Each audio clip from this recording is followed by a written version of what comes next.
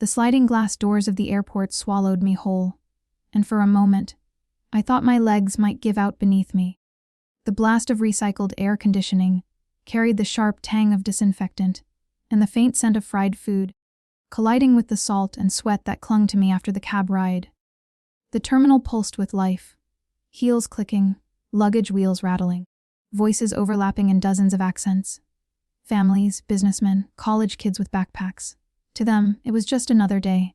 To me, it was an escape attempt. I clutched my small carry-on closer, my grip so tight the canvas dug into my palms. 3 days since I left him, and still every sudden movement felt like David's hand closing around my arm. My ribs ached. Not purple anymore, but that mottled yellow that mocked me with its proof. Proof I had been right to run.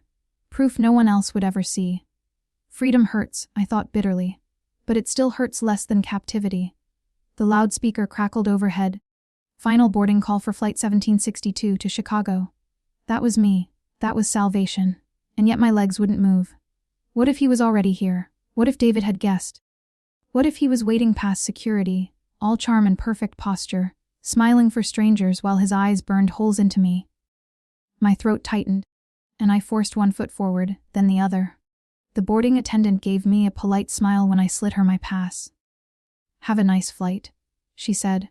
I didn't answer. I couldn't. David always said my eyes gave me away. Like reading a goddamn book, he'd sneer before tearing into me. I had learned to drop my gaze, to become invisible. The narrow jetway stretched on forever. The hum of engines vibrated through the metal floor, the air stale and hot. Chicago would be my new beginning. My cousin's door was my only plan, the cash sewn into my bag my only safety net. It wasn't much, but it was something. I reached my seat, 20A, window, a corner to wedge myself into. My sanctuary. I shoved my bag under the seat, pressed my forehead against the cool glass, and told myself 2 hours. Just survive 2 hours. David Taylor stood in his immaculate office, tie loosened, eyes locked on the report in his hand. His jaw flexed once, then stilled. The airline's call had confirmed it. Emma had boarded Flight 1762, Chicago. A smile tugged at the corner of his mouth. Not warmth, but satisfaction. She was predictable, his Emma. She'd always run to family when she was weak. "Sir." His brother's voice came from the doorway, hesitant. "She thinks she can disappear," David said evenly, folding the report with surgical precision. "But Emma belongs to me. Always has. Always will." He slipped the paper into his desk drawer. Beside the small black pistol he kept polished, waiting. "Call Winters," he instructed. "Tell her to finalize her statement. I want the police ready to intercept my wife the moment she lands. She's unstable, paranoid. Dangerous to herself." His brother nodded, retreating quickly. David leaned back in his chair, eyes narrowing at the rain streaking down his office windows. "Run, Emma," he murmured. "I'll be waiting." The plane filled with the sounds of boarding. Compartments slamming, children whining, the recycled air buzzing faintly overhead. I tried to sink deeper into the seat, invisible. Chicago meant a chance at survival. But deep down, beneath the fragile hope, another voice whispered, "He'll find you. He always finds you." And I believed it. The middle seat between us was empty. I clung to that small mercy like a lifeline. I had barely closed my eyes, forehead pressed to the window, when a voice cut through my shallow breathing. "Excuse me." I startled so hard my head struck the glass with a dull thud. My pulse spiked instantly, hammering in my chest as though David himself had spoken. But when I turned, it wasn't him. My first impression was darkness. Dark suit, tailored perfectly to broad shoulders. Dark hair, just touched with silver. Dark eyes that absorbed light rather than reflected it. He stood in the aisle with an ease that made the narrow space seem made for him. One hand resting casually on the seat in front, the other sliding a phone into his pocket. "I believe I have the aisle seat," he said, gesturing 20C. I shrank against the window, clutching my armrest. "Oh yes, sorry." He sat with deliberate calm, adjusting his cuffs, his cologne subtle but sharp, sandalwood and storm air. His presence filled the space in a way that made me smaller, invisible. And for the first time in years, being invisible felt like safety. The flight attendant stopped by, her tone hushed but deferential. "Mr. Moretti, everything is arranged as requested. Can I get you anything before takeoff?" No, thank you, Diane. He knew her name. The way she glanced at me, curious, unsettled, told me this man was not ordinary. The plane filled with the hum of air conditioning and the shuffle of passengers, but beside me he was perfectly still. Watching, not me exactly, but everything, every movement, every exit. His eyes missed nothing. I should have been afraid. Instead, I felt something worse, a strange, dangerous calm. The engines roared as the plane surged forward.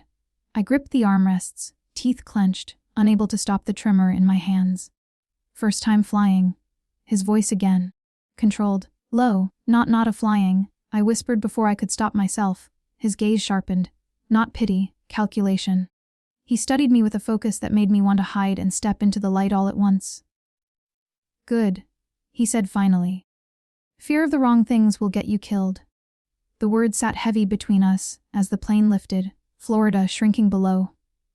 When the seatbelt sign dinged, he reached into his jacket and slid a plain white card onto the empty middle seat. In case you need options, he said. His eyes didn't leave mine. I stared at the card, at the black embossed name Aleandro Moretti. Options for what? For whatever you're running from. David leaned against the railing of his penthouse balcony, the Chicago skyline glittering beneath him. His phone buzzed once. He answered immediately. Yes. She's on the plane, his brother's voice confirmed. David smiled faintly, the city lights reflected in his glass of whiskey. Good. Let her think she's escaping. When she lands, the police will be waiting. What about the credit card she used? Already flagged, David said. By the time she reaches baggage claim, she'll be a distressed wife, mentally unstable, ready to be escorted home. His tone turned sharper. Until Winters, I expect her to stick to the story. Emma's fragile, paranoid, self-harming. The police will eat it up. There was silence on the line, his brother hesitant. David's hand tightened around the glass, the sharp crack of stress fractures spreading through the crystal. She thought she could humiliate me by running, but I will remind Emma who she belongs to. I pressed the card into my palm, its edges biting into my skin. His name shimmered faintly under the overhead lights, heavy in a way paper shouldn't be. Aleandro Moretti. Whoever he was, whatever he wanted, he had seen through me in minutes. Seen the flinches, the scars, the lies. And I hated that some quiet part of me wanted to believe him when he said options. The business card sat between us like a loaded weapon.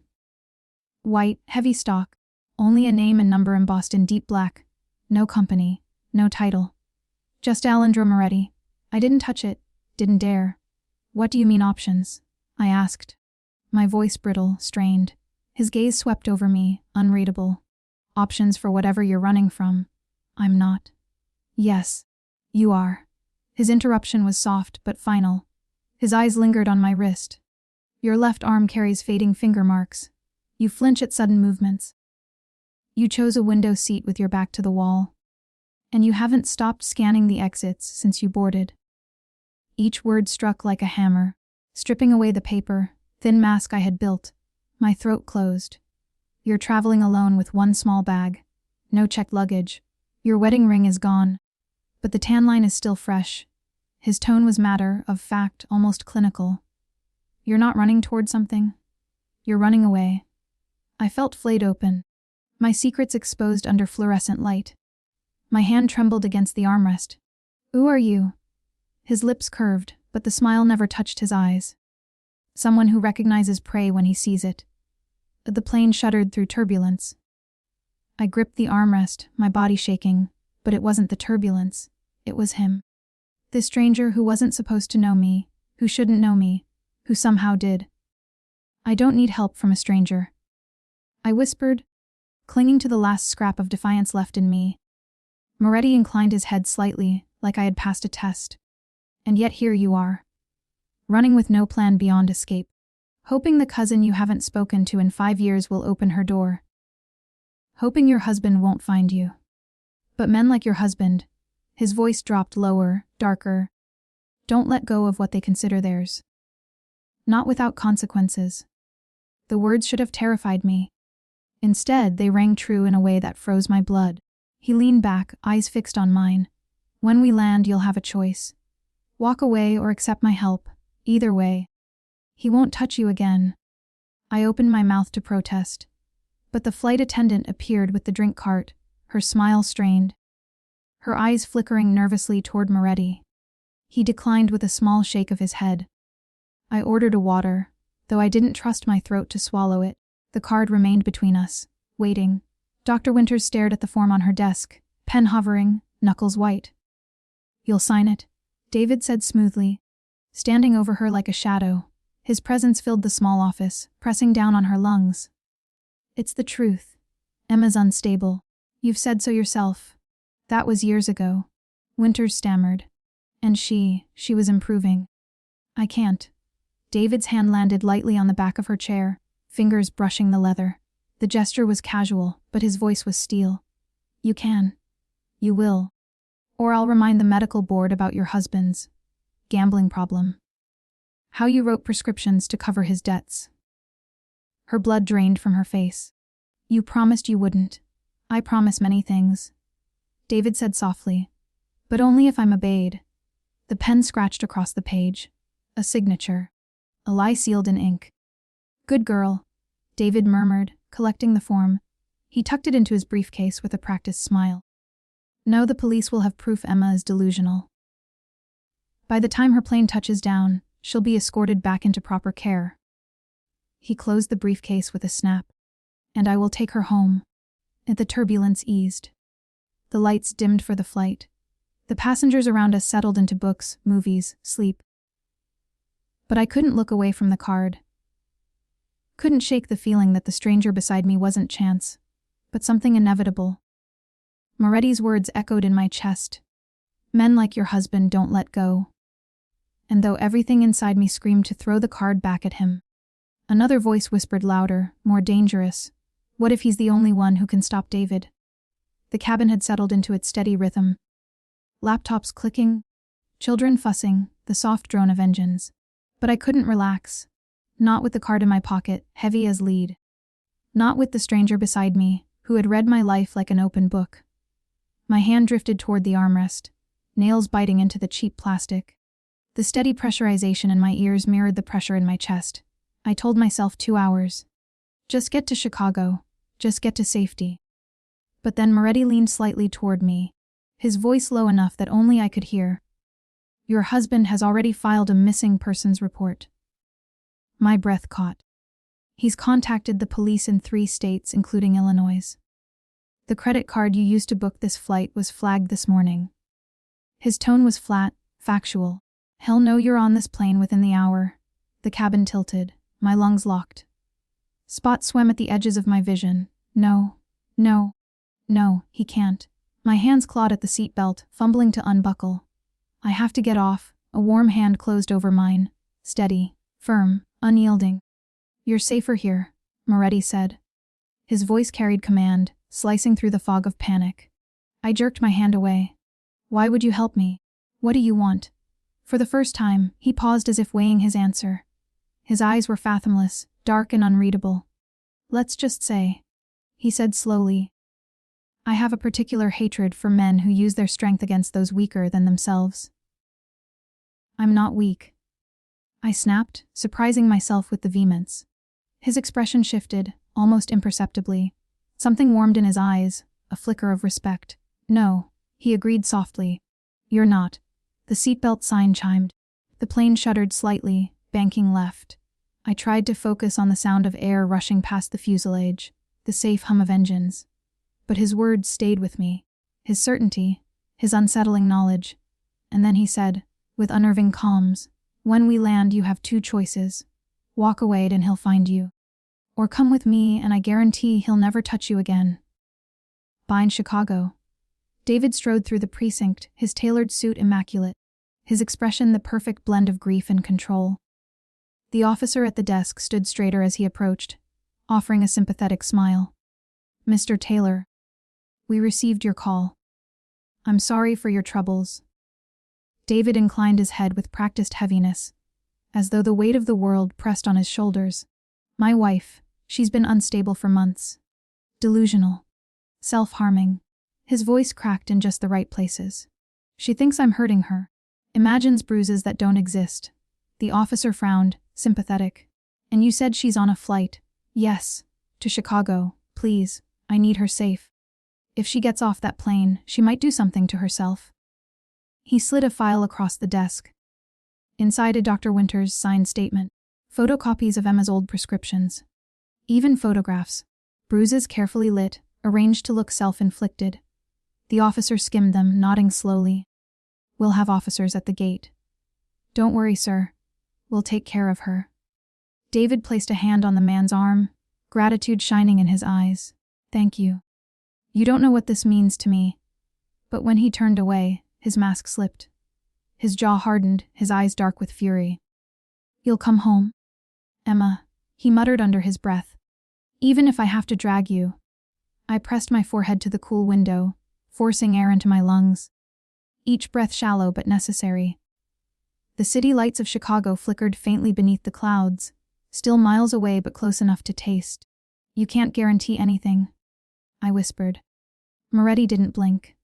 I don't need to know him. I only need to make him understand. The words were promise and threat both, and I didn't know which unsettled me more. Why me? I whispered. He turned slightly, his eyes catching the dim overhead light. 5 years ago I had a sister, Francesca. She married a man very much like your husband. His jaw tightened.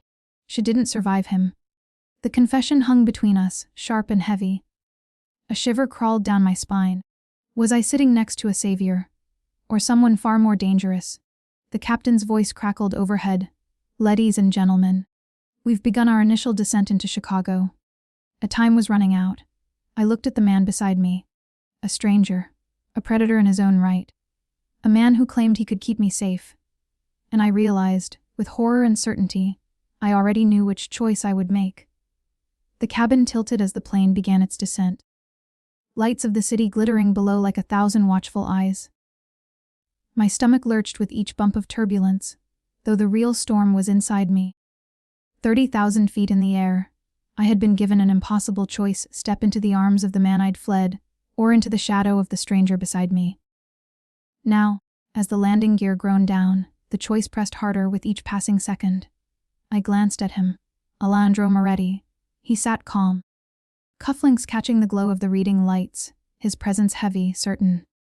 He could have been carved from stone. The opposite of my panic. Listen carefully. He murmured, low enough that only I could hear.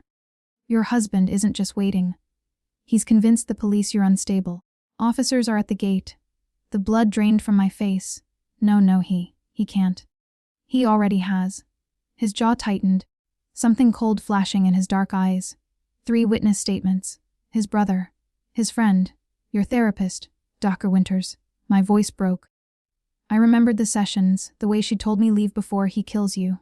She had seen the bruises. She had believed me. She signed a statement saying you're self-harming. Paranoid. Delusional. His tone softened slightly. Money changes people's memories. The cabin spun.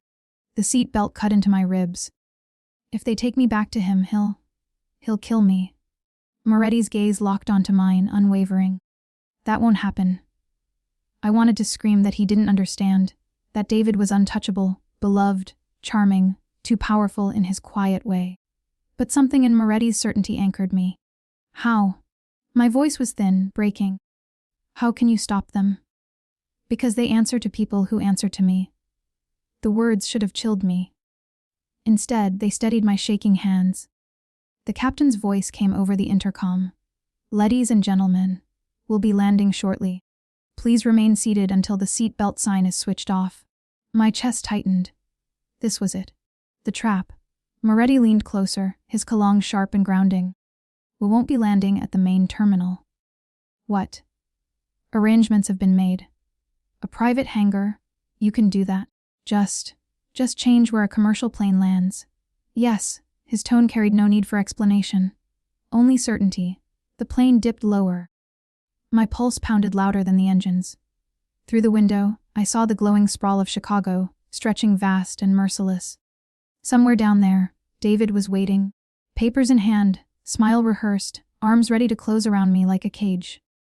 I pressed my forehead to the glass, tears hot and unbidden. I wanted to believe. I wanted to believe this man could shield me. But wasn't that how I'd gotten here in the first place? Believing? Trusting the wrong man. Moretti's voice cut through my spiral. Emma, you have 1 hour to decide. Walk away when we land or walk with me. I couldn't answer. Not yet. David stood just beyond the security checkpoint, his suit immaculate, his expression the very picture of concern.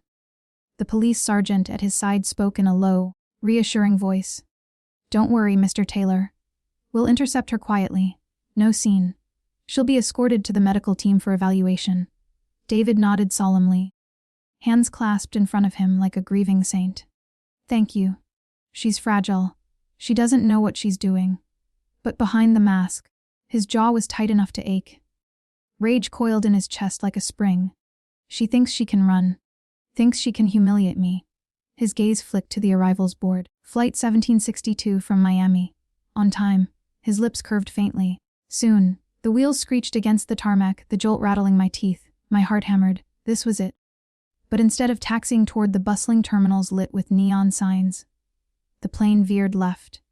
Away from the glass walls filled with waiting families. Away from the police officers David had set in place.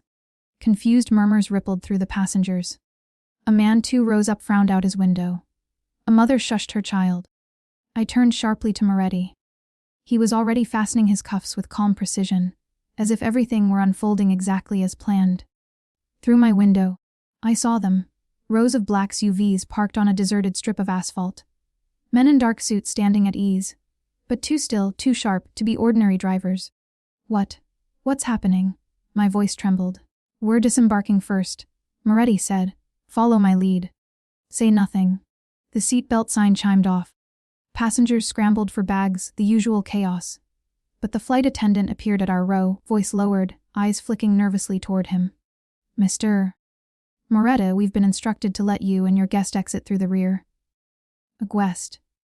My pulse thundered in my ears. The other passengers barely noticed as we moved against the flow, slipping toward the back. My body screamed to hesitate, to freeze, to resist. At the threshold, I faltered, staring out at the waiting SUVs, the rain-slicked tarmac, the men whose blank gazes felt like judgment. Second thoughts. Moretti asked, turning back to me, hand extended. I stared at it, at the hand of a man I didn't know, who carried danger like a second skin. No, I whispered, my voice surprising even me. Just wondering if I'm trading one fire for another. His expression softened, just barely. The difference, Emma, is that I'm not trying to burn you. And before I could argue, before I could retreat, his hand closed around mine, steady, warm, guiding me off the plane and into the gathering darkness. The rain hit me like a wall, cold and sharp, soaking through my blouse in seconds. I stumbled down the narrow metal stairs from the aircraft, Moretti's hand steady at the small of my back, guiding me across the slick tarmac. 4 men waited at the nearest SUV, suits tailored, stances casual but eyes alert, scanning every angle of the night. The air smelled of jet fuel and storm. Stay here, Moretti murmured, his tone leaving no room for argument. He moved forward to speak with the tall, silver-haired man at the driver's side. Their voices dropped low, urgent, Italian sliding sharp between them. I hugged myself against the cold. My shoes squelched against the puddled asphalt. Every instinct screamed to run. But where? Back into the airport, crawling with police waiting for me. Into the city with no plan, no money. No ID except the one David had already flagged. I was trapped, no matter which way I turned. Then headlights flared across the tarmac. A fleet of black sedans rolled toward us, tires hissing in the rain. Sirens wailed faintly in the distance. Blue lights flickered at the edge of the airport grounds. Move! The older man barked in English. The rear door of the SUV swung open. Moretti's hand was suddenly back on me, firm but not cruel. Inside. Now. I hesitated only a fraction of a second before ducking into the leather, scented interior. The door slammed shut behind me, muffling the rain, the chaos. The vehicle surged forward, tires spitting water as we sped down a service road away from the main terminal. Through the rear window, blurred by rain and distance, I saw him. David. He stood in the storm, flanked by 2 officers and several of his men. Even from across the tarmac, I recognized the stance, feet braced wide, fists clenched at his sides, his perfect hair plastered to his forehead by rain. And even through tinted glass, even across distance and darkness, I felt his fury slam into me like a blow. My breath caught, chest tight, a shudder racing down my spine. "He's gonna be so angry," I whispered, the words slipping out unbidden, a reflex drilled into me after years of anticipating his rage. Beside me, Moretti's hand covered mine where it trembled on the seat. His palm was warm, steady, unflinching. "His anger," he said, his voice low and absolute, "is no longer your concern." The rain plastered David's suit to his skin, but he stood immovable, eyes locked on the departing SUV. His heart pounded, not with fear, never with fear, but with a cold, calculated rage. The officers beside him were speaking, but he barely heard. His focus was on the retreating taillights, on the man who had taken his wife. Aleandro Moretti. The name had power. David knew it. He knew what Moretti represented in Chicago. The whispers, the shadows, the untouchable reach. But that didn't matter. No one took from him. Not his money. Not his business. And certainly not his wife. He forced a slow breath, smoothing his soaked tie back against his chest. "It's fine," he said softly, his voice pitched calm for the officer's ears. "She's confused. Frightened. But she'll come home." Then, under the noise of rain, only for himself. "And when she does, she'll learn what happens when she embarrasses me." The SUV's wipers thudded rhythmically, clearing sheets of rain from the windshield. The two men in front said nothing, their eyes locked on the road. Another SUV followed close behind us, headlights a protective halo. I stared at the darkened city sliding past, every nerve on fire. What if this is a mistake? My voice broke the silence, small and uncertain. What if I've just made things worse? Moretti's gaze cut to me, sharp, assessing. Then, softer, "Emma. In 30 seconds, I was getting into that car with or without you. You chose to come. That choice saved your life." And my throat tightened. I wanted to argue, to demand proof, to claw back control. But I couldn't erase the image of David standing in the rain, fists clenched, eyes burning. No matter how dangerous Moretti was, one truth had settled deep in my bones. If I had walked into that terminal, I would not have walked out alive. The SUV wound through a darkened forest road, headlights cutting tunnels through sheets of rain. I pressed my forehead against the cold glass, watching shadows twist into shapes that reminded me of outstretched hands, clawing at the night. My pulse had finally slowed from its frantic pace, but each thud of my heart still carried the echo of David's stare across the tarmac. I wasn't safe. Not really. I'd simply traded one kind of danger for another. The man beside me, Aleandro Moretti, hadn't spoken since we left the airport. He sat with the same composure he had shown on the plane, as if none of this surprised him. As if rain and pursuit and police interference were just an inconvenient appointment on his calendar. "Where are we going?" I finally asked, unable to bear the silence. "Somewhere secure," he said simply, eyes fixed on his phone. His thumb slid across the screen, tapping out rapid messages in Italian. Not an answer, not really. The older man in the front seat glanced at me briefly in the rearview mirror. His eyes, weathered and sharp, softened just a fraction. But he said nothing. We turned down a narrower road, gravel crunching under the tires. At last, headlights illuminated a gate, tall and iron, flanked by cameras.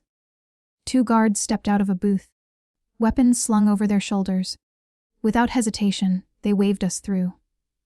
Beyond the gate, the trees parted, revealing a house that looked nothing like a home. It rose from the lakeshore like a fortress of glass and steel, its walls reflecting flashes of lightning from the storm, still raging overhead. Expansive windows looked out over dark water, security lights casting pale halos across the manicured grounds. Cameras dotted the perimeter like watchful eyes. The SUV rolled to a stop under a covered entryway. The doors clicked open almost in unison, Moretti stepping out first. Rain spotting the shoulders of his suit before one of his men shielded him with an umbrella. He turned back to me. "Come." I hesitated, clutching the handle. Suddenly paralyzed. I thought of my tiny apartment back in Florida. The chip paint, the second-hand furniture. It hadn't been much, but it had been mine. This house of this fortress, it looked like a gilded cage. Still, I stepped out. Rain plastered my hair to my face. The cold sank deep into my bones. Moretti's jacket landed across my shoulders, heavy, warm, carrying that sandalwood scent I had begun to associate with danger and safety all at once.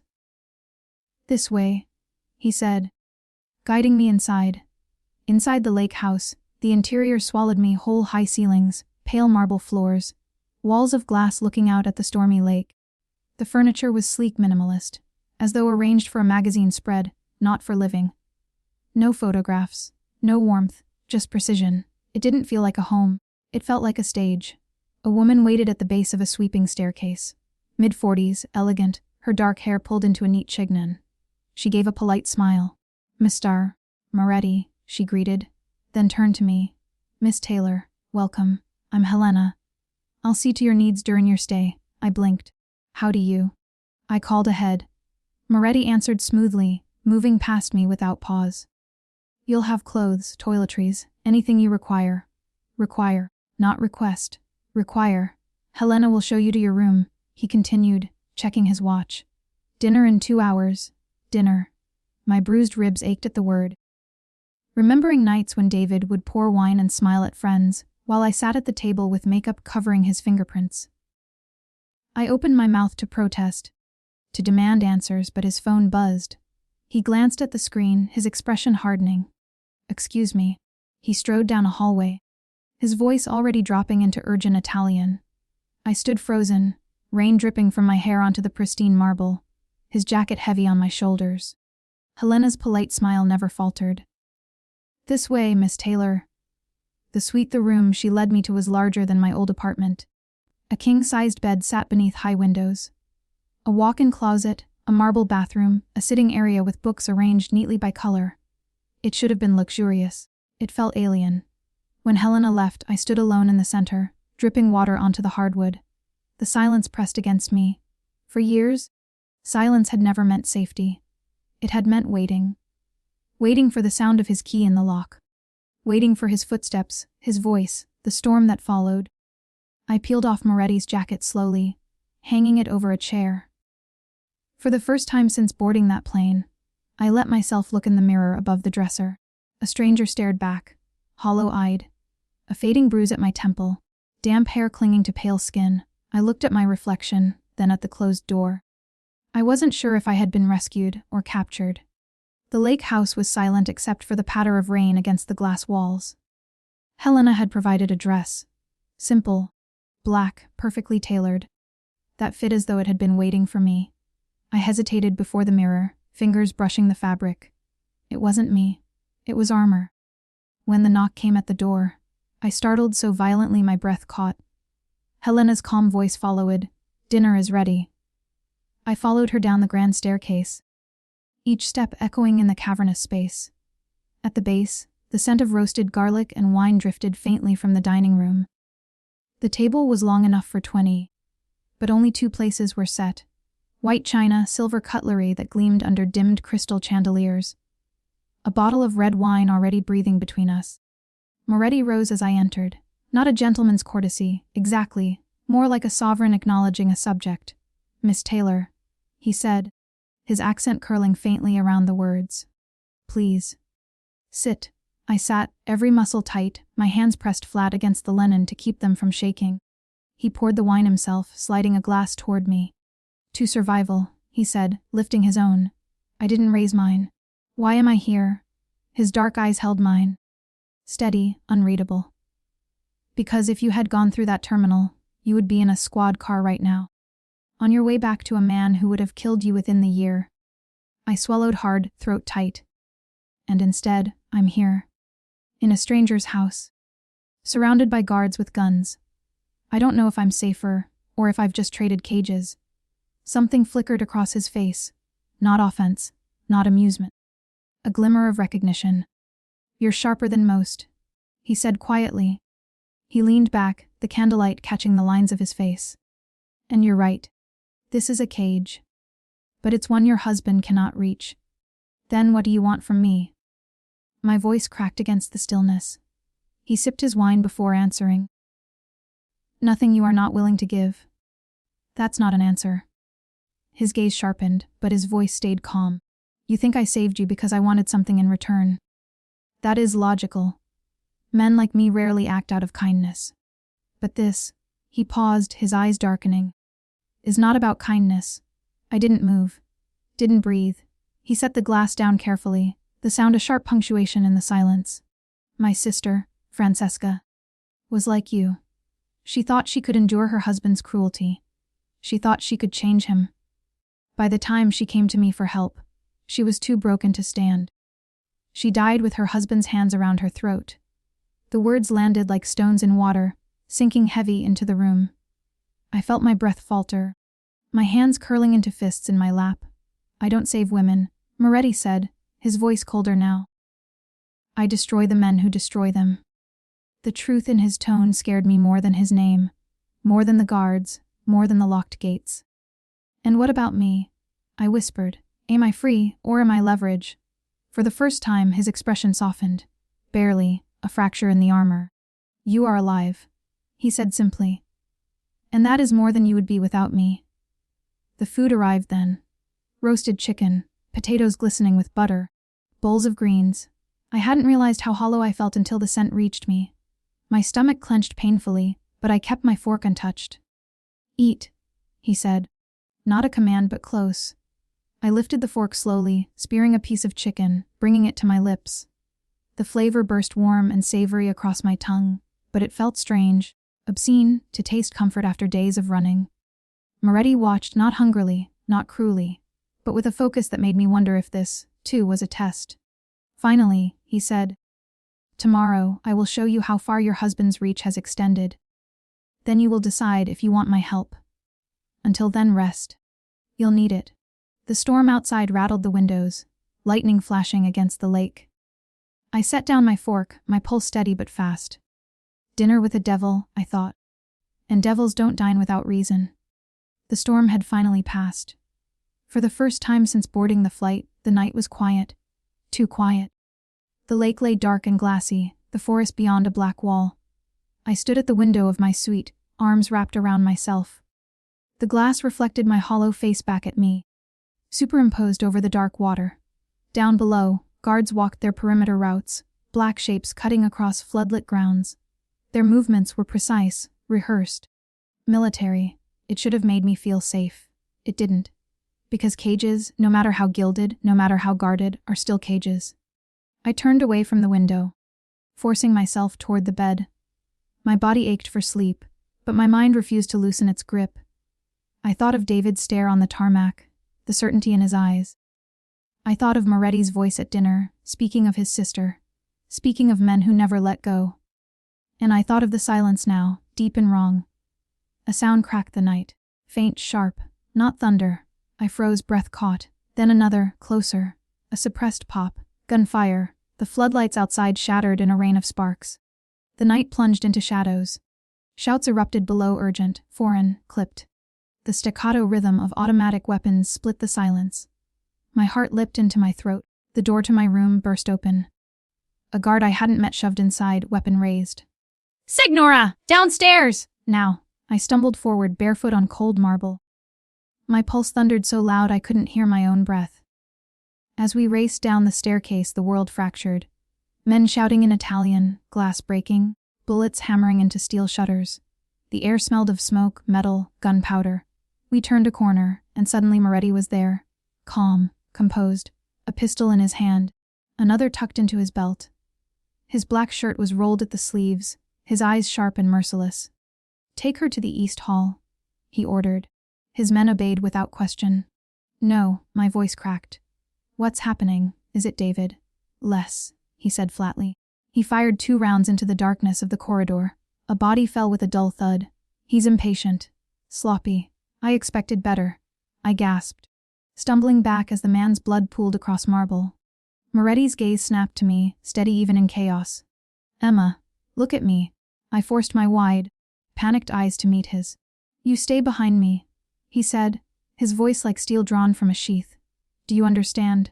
I nodded, though I was shaking so violently I could barely stand. The house roared with chaos. Boots pounding against glass, alarms shrieking, automatic fire shredding furniture and walls. The safe house was a war zone.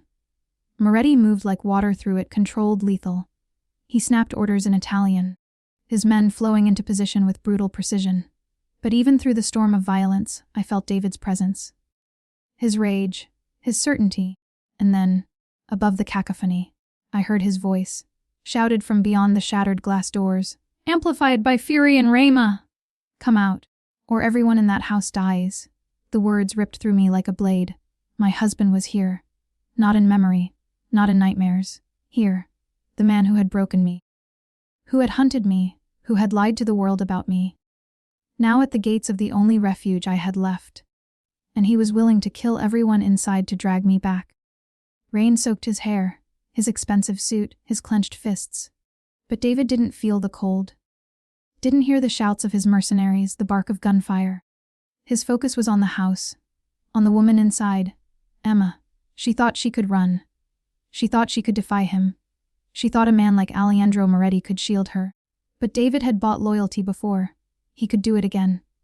Money bent men, even devils. And Emma, fragile, frightened Emma, would break as she always had. The megaphone was pressed into his hand. He raised it, his voice slicing through rain and gunfire. Emma, come out now and I'll call them off. Don't make me hurt people because of your foolishness. His smile was sharp, cold, predatory. Come home. Now. I pressed against the cold marble wall, every muscle trembling, breath shallow. David's voice echoed through the halls, curling like smoke into every corner of me. The same voice that had whispered apologies after bruises. The same voice that had promised to change. And now it demanded obedience. Beside me, Moretti's jaw clenched. His pistol clicked as he reloaded, the sound clean and final. You hear that? His voice was soft but fierce. That's not a husband calling his wife. That's a tyrant demanding property. The words sliced through the haze of panic. I looked up at him, this man I barely knew, this devil whose world was built on violence, and for the first time, I felt the faintest flicker of something new. Not safety. Not yet.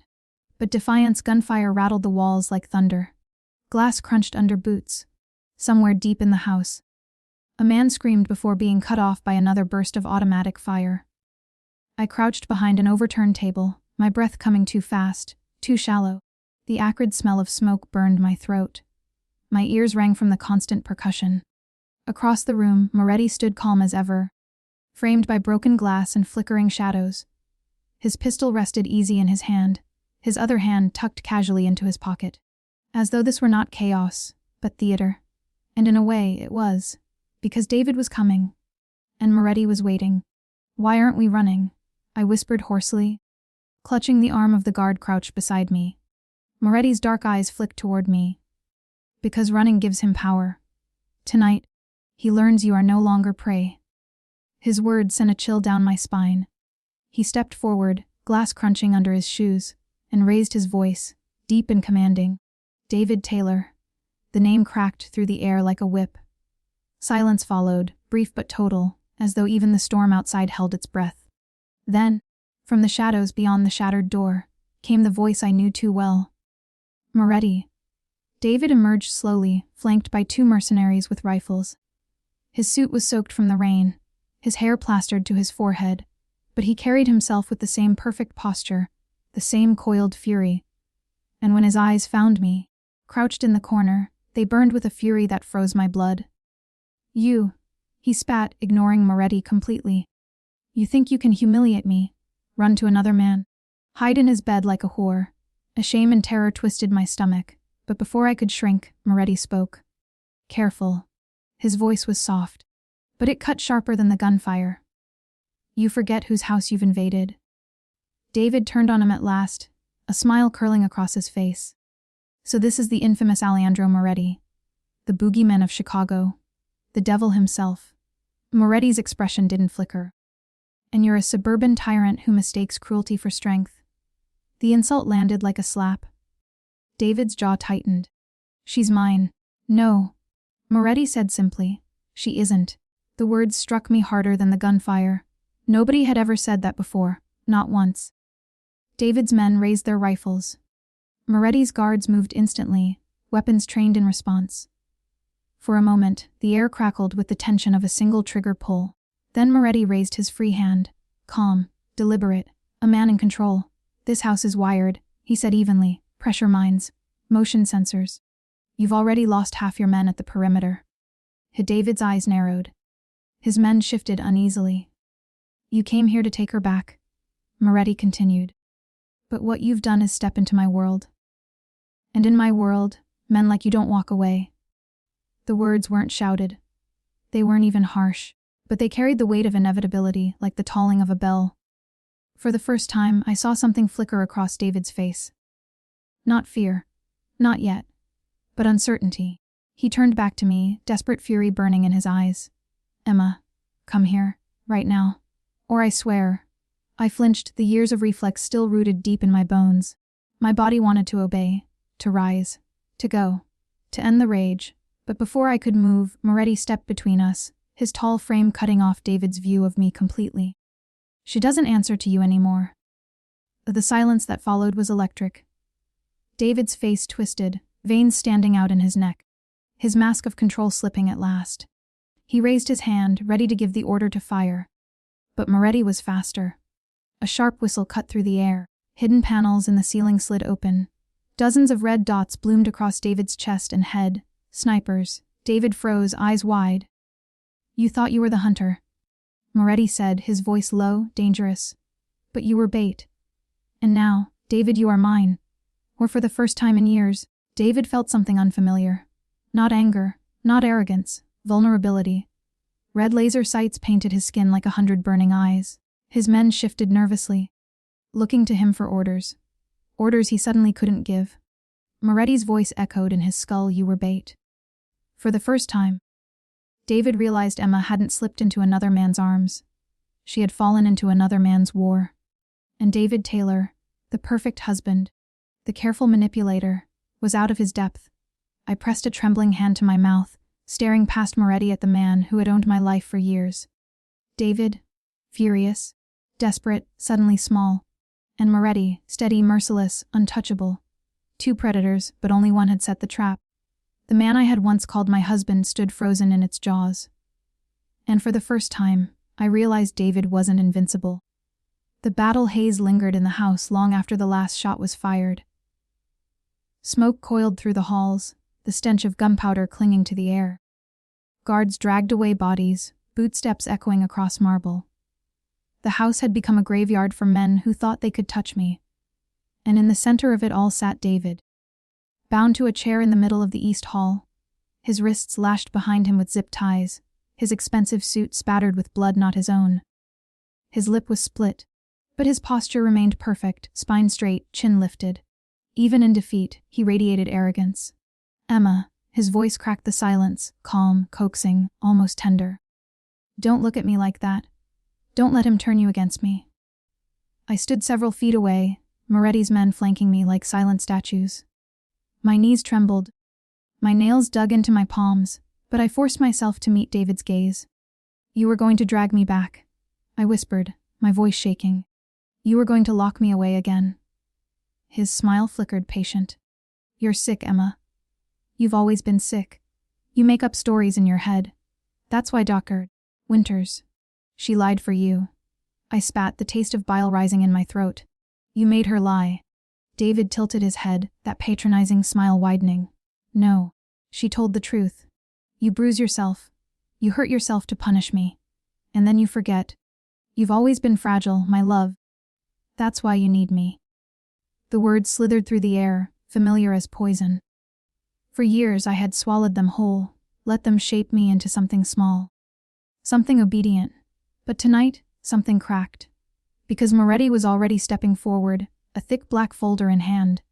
He dropped it onto the table with a heavy thud. Enough, Moretti said coldly. He flipped open the folder, pages spilling across the polished wood. Photographs, financial records, police reports that had vanished from public files. I stared, wide-eyed, as the truth spread out before me. A photograph of a woman with bruises circling her throat. A name I didn't recognize. Notes scrawled, settlement paid. Case dismissed. Another report, fraudulent business dealings, bribes, laundering money through shell companies. And there, receipts. Credit cards I'd never used in my name. Thousands of dollars. Proof of debts I never incurred. I shook my head, backing away. What is this? Moretti's eyes pinned me in place. The life your husband built behind your back. The life he hid by breaking you until you couldn't see it. I pressed my hand to my mouth. David's laugh cut through my horror. Low, mocking. You think this proves anything? Fabrications. Lies from criminals. He leaned forward, eyes locking on me. Emma, listen to me. He's using you. Can't you see? He's showing you stories because he wants you to hate me. He's making me the villain so he can play your savior. My breath came in short gasps. His words struck old wounds. The ones that whispered I was delusional, broken, unworthy of truth. But then my eyes caught on one photograph. Me, lying unconscious on the kitchen floor. A bruise blooming across my jaw. A cut above my brow. My own blood spattered across tile. Someone had taken the picture. Not me. Not by accident. David's face drained of color when he realized what I was looking at. Emma. The word snapped something inside me. All the nights of silence. All the mornings of apologies. All the years I had convinced myself I was crazy. No, I said, my voice sharp, cutting through his lies. You made me question everything. You made me doubt myself. But I was right. I was always right. David's mask cracked at last. His smile faltered, his eyes narrowing to shards of ice. You ungrateful little. Moretti's hand slammed down on the table, the sound like a gunshot. Enough. His voice was steel final. He leaned closer to David, his shadow stretching across the room. The difference between you and me, Taylor, is that I don't hide my sins. You pretend to be a husband while strangling your wife. You pretend to be a man while preying on the weak. But tonight your mask has been stripped, and she sees you for what you are. I did. For the first time, I saw David clearly, not as my husband, not even as my abuser, but as a small man who had built a kingdom of lies, now collapsing under its own weight. And I wasn't afraid anymore. His wrists burned against the ties, but David barely felt it. His pulse hammered in his skull, his rage scorching through every vein. Emma's eyes, her defiance, had shifted. He had seen it. Moretti had poisoned her, stolen her loyalty. But loyalty could be broken. He had broken hers before. He would do it again, even if it meant burning the world around them. The folder lay open on the table, my entire marriage rewritten in black ink and damning photographs. And with every page, every revelation, I felt something I hadn't felt in years. Clarity. David's words couldn't twist anymore. His smile couldn't cover the rot. His lies had been exposed, and for once I wasn't the one who seemed crazy. I was the one who saw the truth, and it set something inside me alight. Not fear, not shame, but rage. The folder still lay open on the table, its pages scattered like the shards of my marriage. Photographs, reports, receipts. Each one a blade cutting through years of denial. David sat bound, his lip bleeding, his eyes fixed on me with the same intensity that had once kept me frozen in my own home. But for the first time, I wasn't frozen. I was unraveling, burning, changing. I couldn't look at him anymore. I looked at Moretti instead. He stood at the head of the table, hands braced on the wood, his posture commanding without effort. His eyes were unreadable, but when they met mine, I felt a steadiness that steadied me in return. You see now, he said. Not a question, a statement. I nodded, my throat tight. David's laugh broke the silence, low, bitter. You think this makes you free?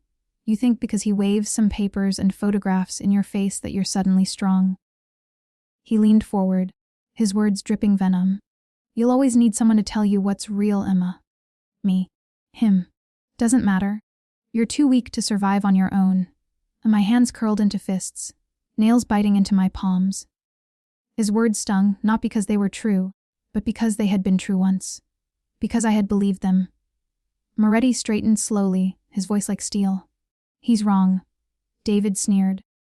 And you're the hero now, Moretti. You think she'll be grateful.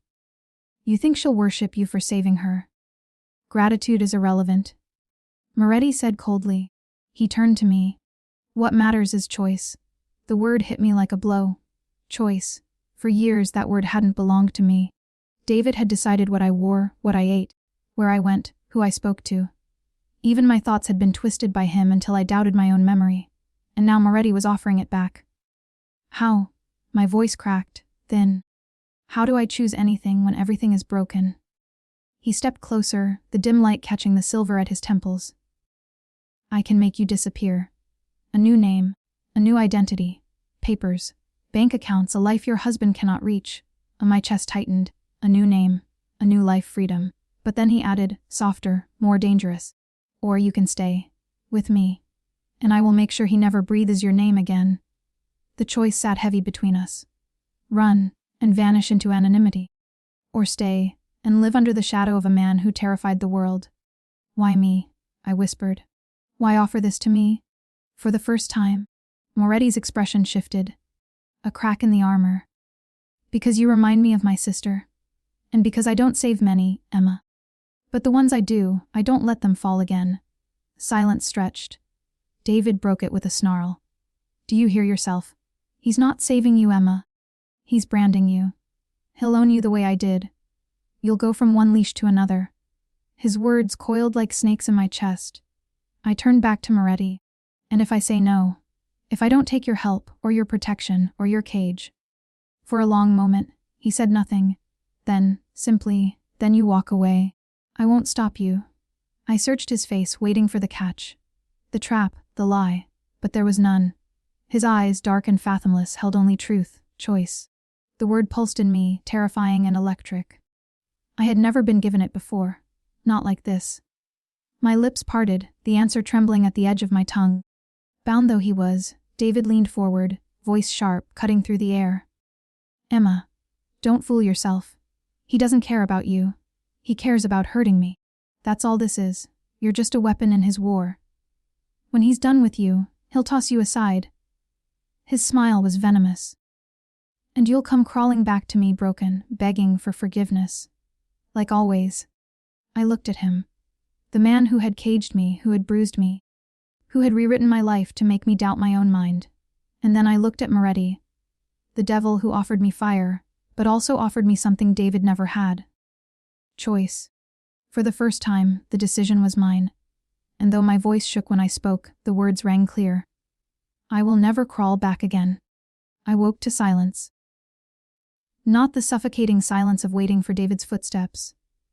Not the silence that pressed like a fist against my chest in our old house. Broken only by the sound of his key in the lock. This was different. The lake lay still beyond the wide windows, mist curling off its surface like smoke. The storm had passed, leaving the air crisp and heavy with pine. For a moment, I lay still beneath the linen sheets, listening to the birdsong threading through the open window. It felt unreal. My body bore the bruises of flight and fear. My ribs ached. My throat was raw from crying, from screaming.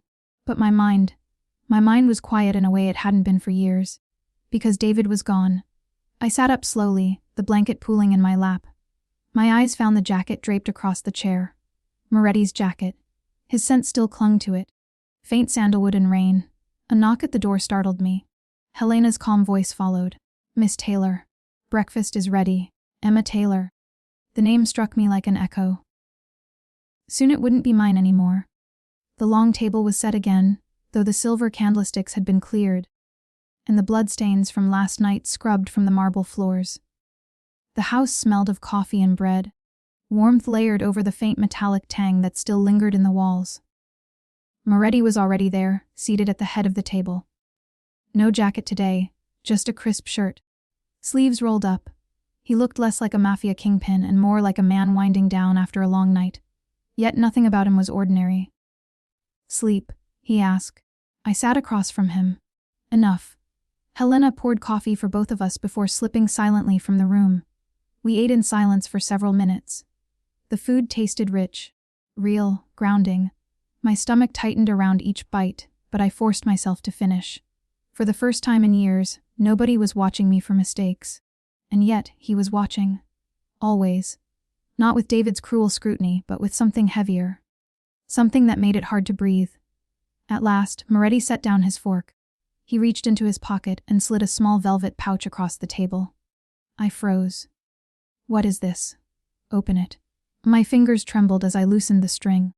Inside lay a simple silver pendant on a chain, shaped like a key. Its edges were smooth worn, as though it had been carried often. I looked up sharply. It belonged to Francesca, he said quietly. My sister. She wore it until the day she died. I've kept it since. And now I give it to you." My throat closed, emotion swelling painfully. "Why?" "Because keys unlock doors," he said. "And because this one reminds me that choice is everything.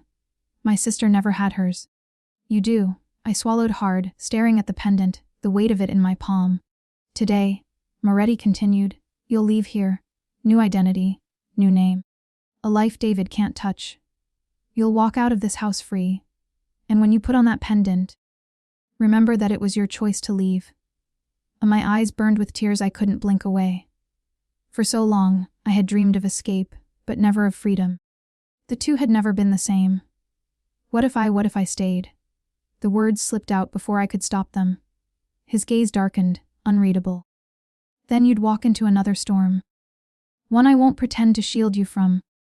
The silence stretched. His meaning was clear with him. There would be no cage, but there would be fire. I looked down at the pendant again, my reflection shimmering faintly in the polished silver, and I realized that for the first time, the choice was mine. When I rose from the table, the pendant rested against my skin, cool and heavy. At the door, Moretti stood waiting. He didn't touch me, didn't stop me. His voice was quiet, final. "Go Lev, Emma. Don't let either of us own your story." I stepped out into the sunlight, the cool morning air filling my lungs, and for the first time I felt it. Not just escape, freedom. 6 months later, the air smelled of fresh bread and salt. The little bakery on the corner opened early, its windows glowing with warmth against the chill of autumn. I stepped out carrying a bag of still, warm croissants, the steam fogging the paper, the scent curling around me like comfort. The city was different here, smaller, quieter, tucked against the coastline. Fishermen mended their nets at dawn. Children walked to school in chattering clusters. Nobody knew my name, or rather, nobody knew the old one, Emily Wilson. That's who I was now. That's who the world saw, a woman in her 30s, renting a modest flat above a bookstore, teaching English part-time, smiling politely at neighbors. To them, I was unremarkable, invisible, and I loved it. I walked home with the bag of croissants, the cobblestones slick from morning rain. The pendant rested against my collarbone, hidden beneath my sweater. The silver key had warmed against my skin over the months, as though it had absorbed my pulse, my breath, my life. I never took it off. Some nights, I lay awake and turned it between my fingers, remembering the house by the lake, the storm, the gunfire, remembering Moretti's voice telling me, "Don't let either of us own your story." And for the first time, I believed him. Because this story, this life, was mine. The nightmares didn't vanish overnight. Sometimes I woke in the dark, sweat soaking the sheets, convinced I could hear David's footsteps on the stairs. Sometimes I caught myself shrinking when a man raised his voice in the market. But healing wasn't erasure. It was endurance. It was breathing through the fear, choosing each day not to let it define me. I had learned to savor small freedoms. Making tea at midnight because I wanted to, buying flowers for myself on a Tuesday, walking by the sea without anyone to tell me to hurry. And sometimes in the mirror, I caught a glimpse of someone new. A woman with straighter shoulders, sharper eyes. A woman who no longer flinched at her own reflection. I didn't know what had become of David. Moretti hadn't told me, and I hadn't asked. Part of me wanted to know. Part of me was terrified to. But I did know one thing: David no longer had power over me. His lies, his voice, his rage. They were ghosts now, fading with each sunrise. And as for Moretti, I sometimes caught myself scanning headlines, half expecting his name to surface in whispers of mob wars and disappearances. He lingered at the edge of my thoughts like smoke, dangerous, untouchable, unforgettable. But he was not my story anymore, that evening. I sat by the window of my little flat, a mug of tea warming my hands, the bakery's croissant flaking sweet and buttery on my plate. The sea glimmered in the distance, reflecting the last gold of sunset. For the first time in years, I wasn't waiting for footsteps, for keys in locks, for voices that dictated my every move. The silence around me was no longer a cage. It was freedom, and though scars still lived on my body and my heart, I knew one truth with certainty. I was not Emma Taylor, the broken wife of David. I was Emily Wilson, and I belonged to no one but myself. The evening air smelled of rain and sea salt. the horizon blurring where the water met the sky. Emily Wilson sat on the worn wooden bench at the edge of the pier, a book forgotten in her lap. The gulls wheeled overhead, their cries echoing across the quiet harbor. She held the pendant in her hand, the silver key, warm now from her skin. 6 months it had rested against her collarbone. A silent reminder of a choice she had once been too afraid to make. She traced its smooth edges with her thumb, the motion grounding her. Around her, the harbor went about its life, fishermen hauling in nets, a child chasing a stray cat, the faint notes of a violin drifting from a cafe nearby. Ordinary, beautiful, hers. A breeze stirred her hair. She closed her eyes, inhaling deeply. This is mine, she thought. This life, this quiet, this freedom. She thought of the woman she had been on that plane. Hollow, shaking, afraid of her own shadow. She thought of David, his voice a whip, his hands a cage. And she thought of Moretti, the man who had stepped between her and the storm, not to rescue her, but to hand her a choice she'd never had. He had given her the key. She had walked through the door. A gull screamed overhead, startling her eyes open. Down the pier, a sleek black car had pulled up, its engine purring low. Tinted windows. A driver in a dark suit stepped out, scanning the harbor. Her heart stuttered. Then, slowly, the rear window rolled down. She couldn't see much, just a silhouette. A flash of dark hair, the glint of a watch at a wrist. The shape of a man leaning slightly forward. For a heartbeat, she froze. And then the silhouette raised a hand, palm open. Not a summons, not a command. A greeting. A question. Emily's fingers tightened around the pendant. The silver key pressed into her palm, sharp and real. Choice. She stood, the wind tugging at her hair, the sea glittering at her back. For a long moment, she just breathed, watching the car. Watching the man who had once been her devil and her salvation. Then she smiled, small, private, steady. She turned away from the car and walked down the pier toward the glow of the cafe, the sound of music and laughter spilling into the evening. She didn't look back. Behind her, the car's engine purred once more, then faded into the night. The pendant rested against her heart, a silver key to doors she had yet to open. Tomorrow waited. And for the first time, it belonged to her.